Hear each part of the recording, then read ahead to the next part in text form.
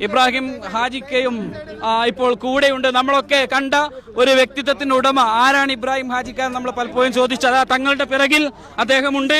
ഇതാ തങ്ങളുടെ കൂടെ അദ്ദേഹം വേദിയിലേക്ക് കടന്നു വന്നുകൊണ്ടിരിക്കുകയാണ്. തങ്ങളുണ്ട് സമ്മേളന വേദിയിലേക്ക്. തങ്ങളും ഹാജിക്കയും ഒക്കെ കടന്നു വന്നുകൊണ്ടിരിക്കുന്ന മനോഹരമായ കാഴ്ചയാണ് ഇവിടെ ഈ സമ്മേളന നഗരിയിൽ. ആളുകളുടെ ബാഹുല്യം തന്നെ, ഒരു ചെറിയൊരു പരിപാടി പോലും വളരെ വലിയ തരത്തിലേക്ക് മാറുന്ന അഭൂതപൂർവമായിട്ടുള്ള ഒരു കാഴ്ച. ആ കാഴ്ചയിലൂടെയാണ് നമ്മളിപ്പോൾ പോയിക്കൊണ്ടിരിക്കുന്നത്. നമ്മുടെ വേദി വളരെയധികം സജീവമായിരിക്കുകയാണ്. സഹോദരങ്ങളെ, ഞാൻ അവസാനിപ്പിക്കുന്നു. സമസ്ത കേരള ജമഇയ്യത്തുൽ ഇന്ത്യ സ്വതന്ത്രമാകുന്നതിന് മുമ്പ് രൂപീകരിക്കപ്പെട്ട കാലത്തെ കുറിച്ച് ഓർക്കുമ്പോൾ നിങ്ങൾ ചിന്തിക്കേണ്ടത് തങ്ങളുണ്ട്.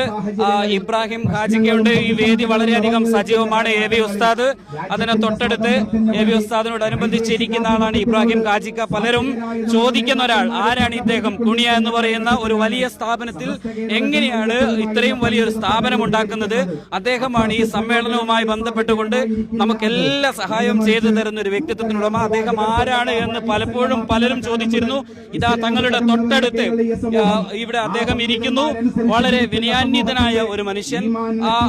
അദ്ദേഹത്തിന്റെ ഒരു വലിയ പ്രയത്നവും അദ്ദേഹത്തിന്റെ ഒരു ആഗ്രഹവും ഈ ഒരു സമ്മേളനത്തിനകത്ത് നമ്മൾ എടുത്തു കാണിക്കേണ്ട ഒരു വ്യക്തിത്വത്തിനുടമയാണ്. ഒരു പക്ഷെ ആദ്യമായിട്ടായിരിക്കാം അദ്ദേഹം ഒരു ദൃശ്യത്തിൽ പ്രത്യക്ഷപ്പെട്ടുകൊണ്ടിരിക്കുന്നത്. കുണിയ ഗ്രൂപ്പ് ഓഫ് ഇൻസ്റ്റിറ്റ്യൂഷൻ എന്ന ഒരു മഹത്തായ സ്ഥാപനം, ആ സ്ഥാപനത്തിന് നേതൃത്വം കൊടുത്തുകൊണ്ടിരിക്കുന്ന വ്യവസായിയായ ഒരു മനുഷ്യൻ. അദ്ദേഹത്തിന്റെ അശ്രാന്ത പരിശ്രമവും ആഗ്രഹവുമാണ് ഈ ഒരു സമ്മേളന വേദിയിലേക്ക്, കാസർകോട്ടേക്ക്, കുണിയയിലേക്ക് നമ്മൾ എത്തുന്നത്.